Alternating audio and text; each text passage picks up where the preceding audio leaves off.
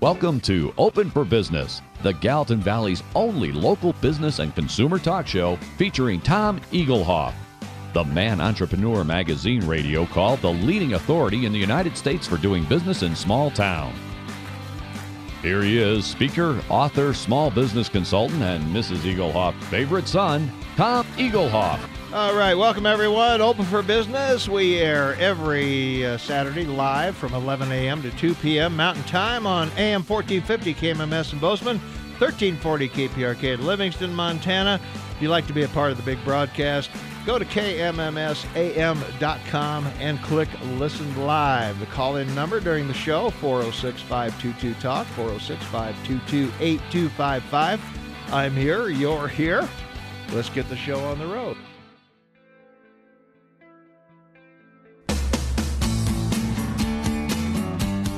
Let's get back to Open for Business on News Radio AM 1450 KMMS Bozeman. Lines are open at 522-TALK. That's 522-8255. Here he is. He's big, he's bad, and he's open for business. Tom Eaglehoff. All right, welcome back to Open for Business. It is 24 minutes before the top of the hour. It's Saturday, September 16th, 2017. 40 degrees outside.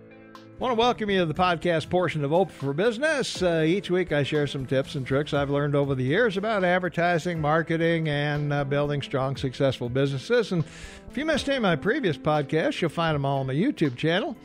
And while you're there, why not subscribe to my YouTube channel? And you'll never miss another weekly podcast. You'll also find a link to my podcast on my website that 3,000 people visit each and every day at smalltownmarketing.com. smalltownmarketing.com. Well, today's topic, I want to talk about how to hire your first employee. Now, hiring the first employee is a major challenge for a business owner. You've shouldered all the responsibilities of the business, but the time has come where it's just too much. So how do you evaluate what you need and what you can pay? So the biggest challenge in hiring is, what if I make a mistake? I hire someone, then I find I can't afford to pay him or her. Even worse, I hire the wrong person. Well, more on how to hire the right person in a moment, but right now, you need some help. So here are some tips to keep in mind. I'm going to give you some numbers that are for demonstration only. These are probably not what you plan to pay your first employee, but they'll demonstrate some things to keep in mind as you evaluate what you can pay. So here's a question for you. How much will it cost a company to pay an employee $59,000 a year so that employee can take home $44,000 after taxes and benefits and everything else? Any guesses?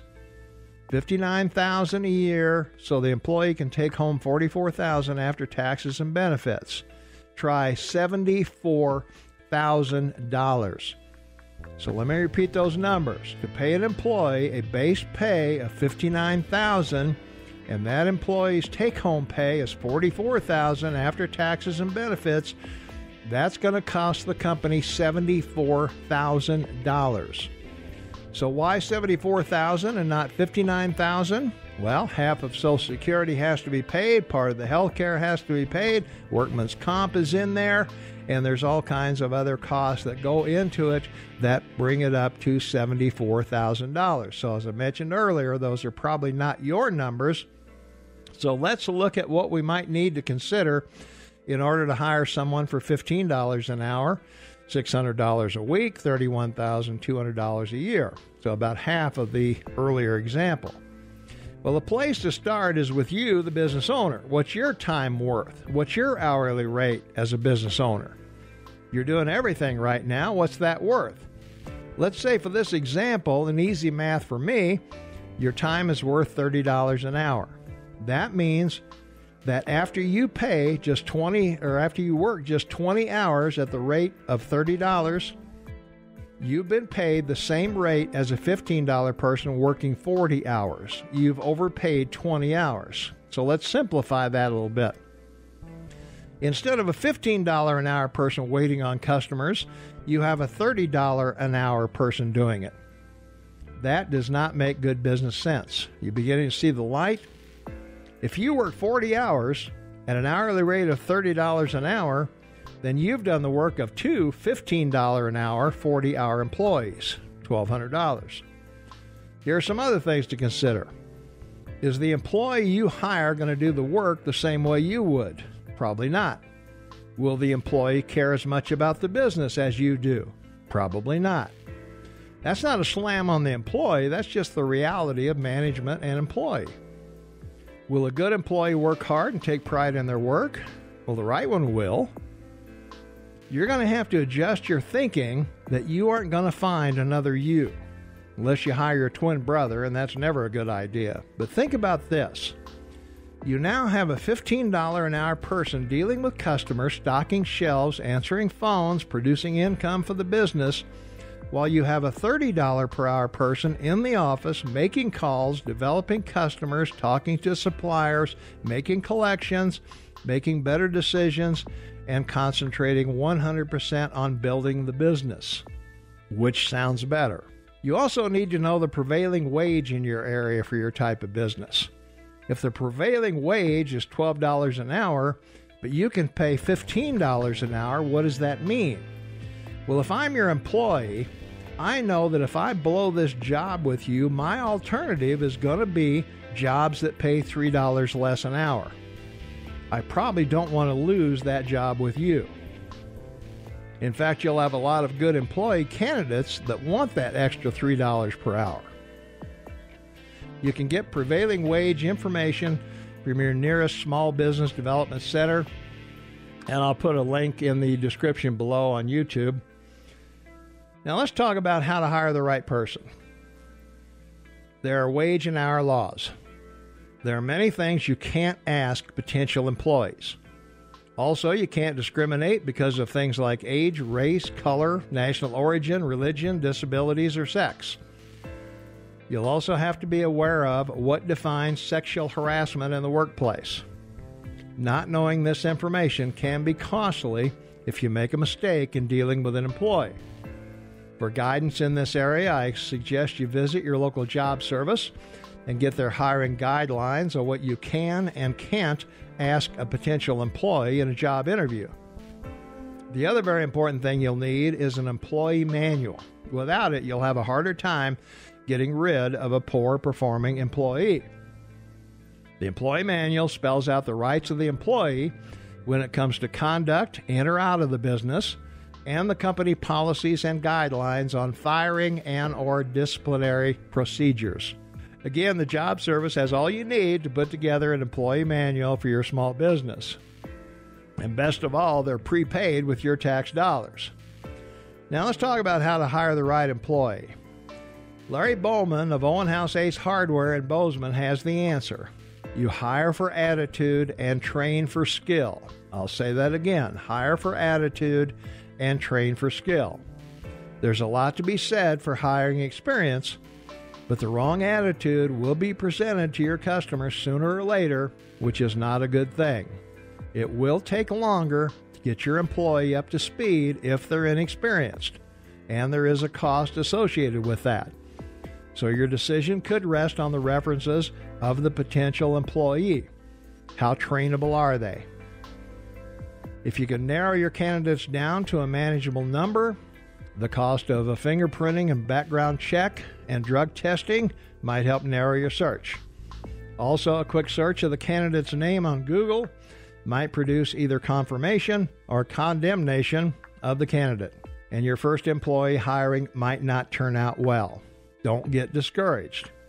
If that first hire doesn't work, you've learned something. Use that learned experience on your next hire. As time goes on, you'll learn to recognize good candidates. So before you jump in the deep end of the employee pool, make sure you can swim. And that's the podcast. If you missed any of my previous podcasts, you'll find them all on my YouTube channel. And please subscribe to my YouTube channel. You'll also find a link to my podcast on my website that 3,000 people visit each day at smalltownmarketing.com. That's smalltownmarketing.com. So tune in each Saturday, and let's build successful businesses together. And Shane Montalban joins me from Vancouver, British Columbia, who used to manage the Bacchus Pub here in Bozeman. And I'm assuming you hired people, Shane? Well, absolutely. It was quite an endeavor. I actually ran the kitchen, and back in the 80s, and I was going to school. So the Bacchus Pub was open from 5 in the morning to 11 at night, and the Spaghetti Factory was open from 5 in the evening till 10 at night. So it sat 250 people, and we would average 300 meals a night there, 400 to 500 on the weekend. And the Bacchus Pub sat about 55 people, and we would serve between 200 and 300 meals daily, or Monday or Sunday to Thursday, and almost 200 meals or more on Friday and Saturday. So the staff in the kitchen of that size is filled basically 4 areas: preparation, and then line cooking. So we had a staff of 21 people, and of course, anytime I needed to hire someone, I'd sit down with the individual with somebody else, and the interview went as follows. We'd go over their resume, and immediately after the meeting and with the notes taken during the meeting, I would call the previous 2 employers from the resume. And, of course, you can't get a lot out of HR if it's a big company. Managers will probably express things, but you always want to check to find out if the reason they left is what they put on the resume. It's just something you should do. You should always check people's resumes. Right. To hire somebody, I would do 3 things. The first thing I would say to them, if you have a question, what 3 people would you ask in the question? What 3 people would you ask the question to? And to see what their response is. Because I think it's really important for people to always be in a position to learn.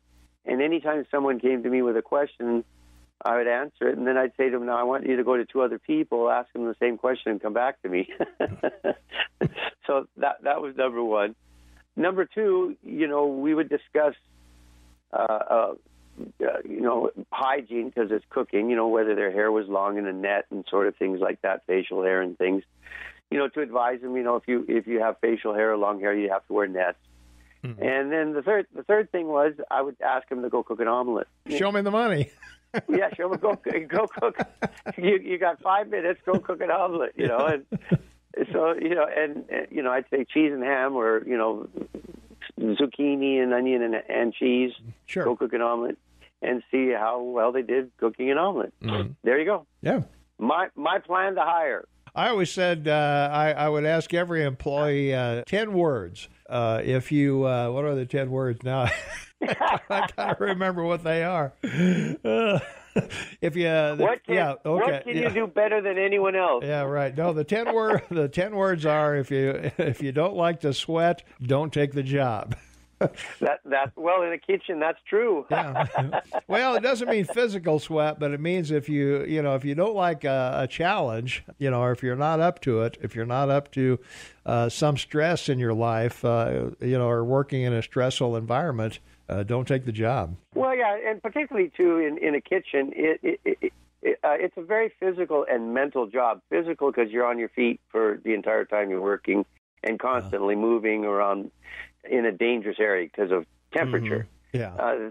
The second thing is it's extremely mental. You have to be a very cognitive person because you aren't really cooking. You're taking everything's prepared for you in front of you, in equipment, mm-hmm. And so the key to being a good line chef is being able to work with 4 or 5 other people on the line, putting together 5 different plates of 5 different meals for one table, all at the same time, and doing that constantly, knowing that there's 10 orders behind you. Yeah, and they all have to come out at the same time. So and they all have to come out. And the minute you put those 5 dishes up for that table, it starts to die. It's sort of like surgery. Right, yeah. Cause you press, and that's what I used to say to the waiters all the time, food dying. Because, the minute it's up, it's dying. Yeah, right? It's sitting up there on the shelf, and it may be steaming there, but it won't be steaming at the table. So that's right. Yeah. I can't tell you how many times I threw things at waiters. I can see that. Yeah. Well, it's just, it's a very, because if a waiter doesn't get there, everything behind it's backing up. Sure. Yeah. It's a process. It's like a manufacturer line. Yeah. And it's a very difficult thing to do. It's not a simple thing. That's true. Today HR would give you an IQ test. Well, yeah, I was going to say, yeah. Well, the other thing, calling references, the legalities of that have gotten to the point where it's really difficult for about the only thing that a former employer can legally say. I might ask them, is this person rehireable? And they may say yes or no. Even that is kind of questionable in legality, because you can't bash the, you can't unfairly bash the employee under current law. So and keep in mind, every time your federal government federally adopts something, which, as you know, back in the late '80s was sexual harassment. Right. Yeah. All of a sudden, these legal ramifications come up in liability. Well, that's why HR departments, human resource departments, were developed in major corporations, was to cover their what, because of all the. And then what happened is that they just started piling on more regulations, and that between that and your workman's compensation like we have here. Yeah. All of a sudden the company has all these liabilities, what they can ask and why they can't ask, and so you're sort of got a Chinese wall between you and your effort to interview a potential employee. Right. It makes hiring a lot tougher because there's so many things you can't ask and whatever. So let's take some phone calls. 522-TALK is the number, 522-8255. Caller, you're on Open for Business. What's your name? What's up? Yeah, Tom, this is Bob. Hi, Bob. I came up with a very simple one. If anybody has a construction-related business like we did, when any applicant came in, all I did was toss them the tape measure and ask them to find different measurements on the tape measure for me. Okay. And I would... exactly, yeah. And see, I'm not violating any laws because that's an integral part of the skill set. Sure. And then if they pass that, we had developed a math test for them to be able to calculate the cost of things and, how long am I going to have to make this board to fit it in here or whatever, and just give them some various situations. And if those two things wiped out, like you say, probably 95% of the people who walked in and asked for a job. Yeah. Well, that's what I was talking about earlier in the podcast when we were talking about, hiring for experience is good, but there's also attitude. You've got a work ethic. It's tough. Would you agree? It's tough to find somebody with a good work ethic these days? Well, the problem is it's not the work ethic. It's the games they've been taught to play to hide what they really are. Oh, okay. So, I love the concept, and maybe in the 70s I could have done that because I could have got into some situational ethics to find out what they would do. But you do that today, and you're opening yourself up for so many lawsuits. Yeah.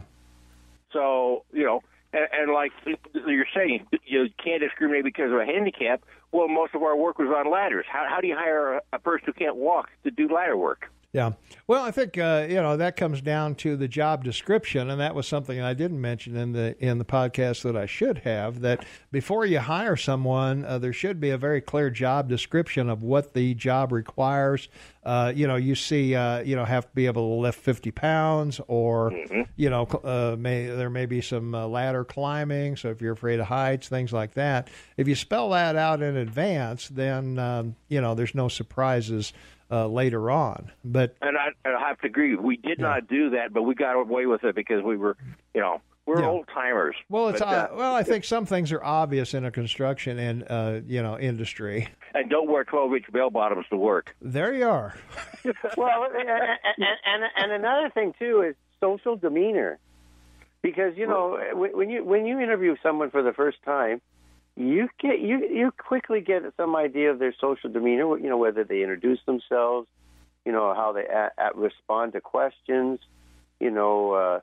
Someone who answers a question with a question is someone you have to be careful of, right? Well, and you guys are old enough to remember a little company called IBM, right? Yeah. What they would do is take their final 3 or 4 applicants for a position out to lunch. And if the applicant ate or salted and peppered their food before they tasted it, they wouldn't hire them because they have a tendency to have preconceived notions. Which in a company like that means everything. Yeah, that's right. That's true. So, but you guys, yeah. Talk to you later. All right. Hey, thanks for the call. Bye. Yeah, I think, another thing, too, you mentioned a very good point. Preconceived notion that, we hired a lot of people, obviously, in my line of work, and a lot of people would come in, well, at our other place, we did it like this, and, we looked at doing it that way, and it's dumb. So that's right. We're not going to do it that way. I always remember, when you're dealing with employees, compliment in public, criticize in private. Right. Yeah, I had a boss that told me for every cold prickly, you give 2 warm fuzzies.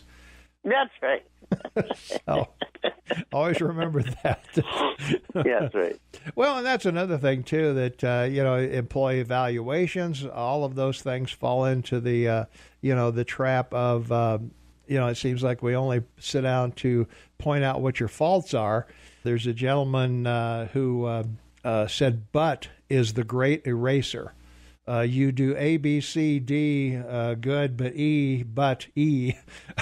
And that's all the employee remembers is but E. If you started with E, we need to do some work on E, but A, B, C, D, you're great, Exactly. and it's so applicable. Well, it is, yeah. Applicable, Sure. I mean, it really is, yeah. Yeah. Well, hiring is always an issue. I wish there was some kind of magic ball or crystal thing or magic question to ask. But all people are different.